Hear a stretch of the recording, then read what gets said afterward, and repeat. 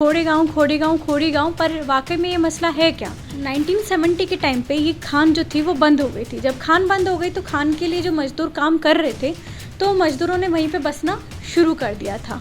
मैं मानती हूँ कि ये अरावली के क्षेत्र पे बसे हैं पर कब्जा नहीं किया है। हर इंसान के पास अपना जीपीए है प्रॉपर्टी का, या पंचनामा है, या किसी ना किसी तरीके का एक प्रूफ है। जिस गाय बड़ा गाय हमारे गाँव हमारे देश में तो बेटी होने से ज़्यादा अच्छा है कि एक गाय हो जाए कोई। प्रधानमंत्री का जो नारा था, जहाँ झुग्गी वहीं मकान, तो क्या खोड़ी गांव की झुग्गी इस देश की झुग्गी नहीं है? बेटी बचाओ बेटी पढ़ाओ का नारा क्या खोड़ी गांव में नहीं लगता? इन लोगों की हालत तो इस तरीके से कर दी है कि ना 3 में है ना 13 में है। अगर आज एक गली में 10 मकान है कि 20 मकान है, ना तो वीडियोग्राफी कराई, कैसे आइडेंटिफाई करेंगे कि वो मकान किसका था किसका नहीं था? सो कॉल्ड प्रशासन अगर इतना ही एक्टिव है तो उसी प्रशासन को ये भी कहा जा सकता था कि 10 हफ्ते के अंदर सबसे पहले सर्वे करवाइए, हर एक गली की वीडियोग्राफी कराइए, हर एक गली का सर्वे करा के कि स्टेटस रिपोर्ट बना के सबमिट करिए, उसके बाद 6 हफ्ते में इस कॉलोनी को तोड़ दीजिए। कैसा खोड़ी गांव पर वाकई में ये मसला है क्या, इसकी तह पे जाना बहुत ज़रूरी है। तो यहाँ पे बहुत टाइम पहले 1970 से काफ़ी 30-40 साल पहले यहाँ पे माइनिंग हुआ करती थी, पत्थर निकला करते थे खान में से। तो 1970 के टाइम पे ये खान जो थी वो बंद हो गई थी। जब खान बंद हो गई तो खान के लिए जो मज़दूर काम कर रहे थे तो मज़दूरों ने वहीं पे बसना शुरू कर दिया था, वो कहीं पे भी नहीं गए। इसके बाद इस ज़मीन पे भूमाफियाओं की नज़र पड़ी तो उन्होंने सोचा क्यों ना इस ज़मीन के प्लॉट काट के बेचे जाए। तो उन्होंने, जो वाकई में बहुत गरीब जनता थी, लाचार जनता थी, किसी को लाख में किसी को 2 लाख में, जो जैसे में आया उस तरीके का तिलक निकाल के उन्होंने वो ज़मीन को बेच दिया गया। धीरे धीरे करके जो खोड़ी गांव में कुछ ही घर थे वो सैकड़ों हज़ारों का रूप लेते गए और आज वहाँ पे कम से कम ना करते करते भी 1.25 लाख से ऊपर की आबादी है।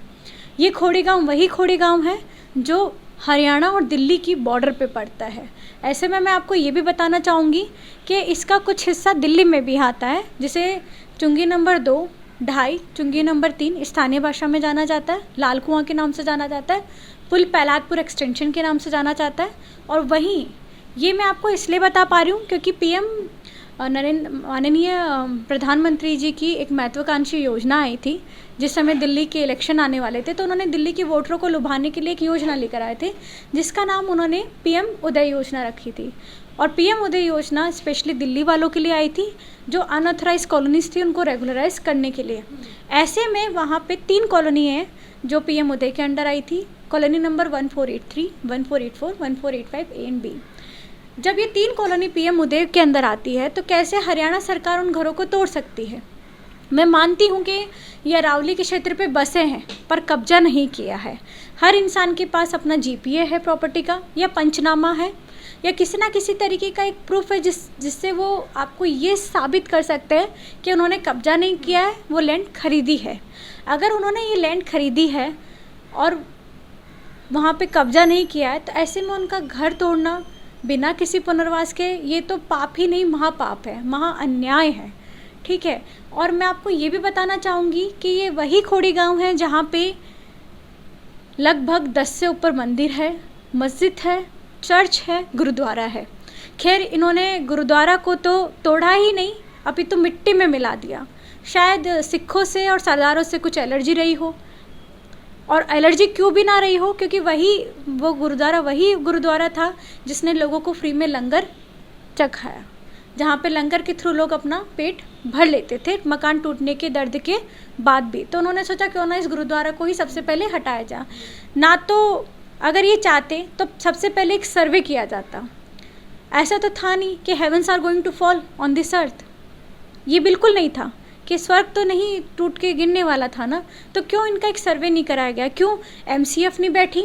दिल्ली गवर्नमेंट को भी बैठना था, हरियाणा गवर्नमेंट को भी बैठना था, वन विभाग बैठता, टूरिस्ट डिपार्टमेंट बैठता, यहाँ से डीडीए भी बैठता, मिल के अपनी पहले बॉर्डर डिसाइड करते कि ये एरिया दिल्ली का है, ये एरिया हरियाणा का है, बिना बॉर्डर डिसाइड करे। जो 1987 में जाली लगाई गई थी, काले कलर की जाली है जो अमूमन आपको खोड़ी गांव में देखने को मिलेगी। अगर आपको देखना है तो दुर्गा डेयरी के जो पास में गली जा रही है तो जो सामने दीवार आ रही है उसके पास उसका जाली का एक हिस्सा अभी भी है, आप जाके वहाँ पे देख सकते हैं। तो क्यों 1987 की जो वो जाली थी, उस जाली को ना मानते हुए हरियाणा सरकार लगभग 40 मीटर दिल्ली की बॉर्डर में अंदर घुस के फिर तोड़ा फोड़ी कर रही है और वहाँ के घर जो वो डिमोलिश कर रही है। क्या ऐसे में अरविंद केजरीवाल जी की सरकार को चुप्पी साध के बैठना चाहिए? क्या यही वो वक्त है जहाँ पे प्रधानमंत्री का जो नारा था, जहाँ झुग्गी वहीं मकान, तो क्या खोड़ी गांव की झुग्गी इस देश की झुग्गी नहीं है? बेटी बचाओ बेटी पढ़ाओ का नारा क्या खोड़ी गांव में नहीं लगता? इन लोगों की हालत तो इस तरीके से कर दी है कि ना 3 में है ना 13 में है। जाए तो जाए कहाँ? हरियाणा सरकार इनकी सुध नहीं ले रही है। अरविंद केजरीवाल जी के पास जाएं तो वो कुछ इस मामले पे बोलना नहीं चाहते। केंद्र सरकार तो इस मामले को बिल्कुल ही नज़रअंदाज कर चुकी है। उनको दिल्ली के वोटर्स के वोट लेने थे, उनको लुभाना था, तो पीएम उदय ले आए। उसके बाद पीएम उदय क्या, उन्हें कुछ भी नहीं पता। तो जो 3 कॉलोनियाँ टूट गई है, ना डीडीए उनका संज्ञान ले रहा है कि डीडीए की लैंड कौन सी है। ऐसे में ये लोग कहाँ जाएंगे? कुछ लोगों की हालत तो इतना बुरी है कि वो अपने ही घर के मलबे पे दिन रात वहीं पे बिना खाने के, उनके पास 2 टाइम का खाना नहीं है। अगर कोई इंसान उनकी मदद करना चाहता है, चाहे लीगल वे से हो चाहे खाने के माध्यम से हो, तो उसे पुलिस गिरफ्तार कर लेती, जैसे उन्होंने मेरी गिरफ्तारी करी थी। मुझे गिरफ्तार कर लिया गया था और गिरफ्तारी के सारे ग्राउंड्स गलत थे। मेरा नाम एक पप्पू प्रधान के साथ जोड़ा गया, जिस इंसान को मैंने कभी देखा नहीं है, कभी मैंने उससे बात नहीं करी है, और मेरे ऊपर यह आरोप लगाया गया कि मैं पप्पू प्रधान के साथ घूम के स्टे का पर्चा बांट रही हूँ। तो बिल्कुल ही गलत है कि आप बिना किसी सबूत के किसी पे भी जो है इल्ज़ाम लगाएंगे और उसको उठा के ले आएंगे। आप ये मान के चलिए, अगर सरकार को कानों कान खबर नहीं होता तो वहाँ पे सरकारी स्कूल कैसे आता, वहाँ पे बिजली का बिल कैसे आता, वहाँ पे पानी का बिल कैसे आता, वहाँ पे क्यों भीमराव अंबेडकर साहब का पार्क बनाया जाता है? सरकारी पार्क है, सरकारी आधार कार्ड है, क्या आधार कार्ड मान्य नहीं है? क्या वोटर आईडी मान्य नहीं है? क्या पासपोर्ट मान्य नहीं है? क्या पैन कार्ड मान्य नहीं है? उसी एड्रेस पे इनका सब कुछ वैलिड हुआ है, उसी एड्रेस पे सब कुछ आया है। बच्चों का बर्थ सर्टिफिकेट है, आज का नहीं 10 साल का नहीं। मैं ये बात आपको बता रही हूँ, कई परिवार ऐसे हैं जो पिछले 30 40 सालों से उस एड्रेस पे रह रहे हैं। यूनाइटेड नेशन ने भी कहा है कि सेंट्रल गवर्नमेंट को इसमें स्टेप इन करके या तो इसे लीगलाइज करें, नहीं तो इनको रिहेबिलिट करें। तोड़ना ही था तो तोड़ने की जितनी जल्दी इन्होंने करी है, क्या उतनी जल्दी पुनर्वास की नहीं हो सकती थी? उतनी ही गति से पहले पुनर्वास करवाते, लोगों का सर्वे करते, उनको आइडेंटिफाई तो करते कि एक गली में कितने मकान हैं। क्या तोड़ने के बाद, मैं आज आपसे जानना चाहती हूँ, मैं आज मीडिया बंधुओं से जानना चाहती हूँ कि अगर आज एक गली में 10 मकान है कि 20 मकान है, ना तो वीडियोग्राफी कराई, कैसे आइडेंटिफाई करेंगे कि वो मकान किसका था किसका नहीं था? ऐसे में जो ये 1400 घर, क्योंकि इनके पास हरियाणा सरकार के पास आगे और पीछे देने के लिए मात्र 1400 घर है, इसलिए इन्होंने वीडियोग्राफी भी नहीं कराई। ना रहेगा बांस ना बजेगी बांसुरी, तो पहले इन लोगों को सारे मकान तोड़ दो, तो ये भी पता नहीं पड़ेगा कि कौन रहता था कौन नहीं रहता था। कई लोग अपने जहाँ से वो प्रवासी मजदूर आए थे, झारखंड बिहार, वो वहाँ पे जाना चाहते हैं वापस, उनके पास जाने का कोई साधन नहीं है। और शर्म की बात तो ये है कि जो टेम्परेरी शेल्टर के नाम पे इन्होंने राधा स्वामी सत्संग में सब लोगों को भेजा जा रहा है, क्या वहाँ पे सारे सामान उनके लेके जा रहे हैं? गाय बड़ा गाय हमारे गाँव, हमारे देश में तो बेटी होने से ज़्यादा अच्छा है कि एक गाय हो जाए कोई।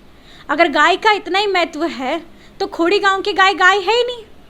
खोड़ी गांव के ना तो इंसान है, ना गाय पशु जो भी है वहाँ के पालतू जानवर, वो जानवर है ही नहीं। कई लोगों ने अपनी 5-5 10-10, क्योंकि गाय एक उनके लिए कमाने का साधन है, जरिया है, जिससे वो दूध बेच के कमाते थे। ऐसे में कई लोग अपनी गायों को छोड़ने के लिए मजबूर हो गए हैं। उनकी गायें, आप गांव में जाइए, ऐसे ही भटक रही है, फिर रही है, क्या करें वो भी। केजरीवाल सरकार, मुझे लगता है कि अपने आप को गरीबों का मसीहा उसी वक्त बताते हैं जब इलेक्शन आने वाला होता है, या फिर उन्हें अपनी कोई बात कहनी होती है।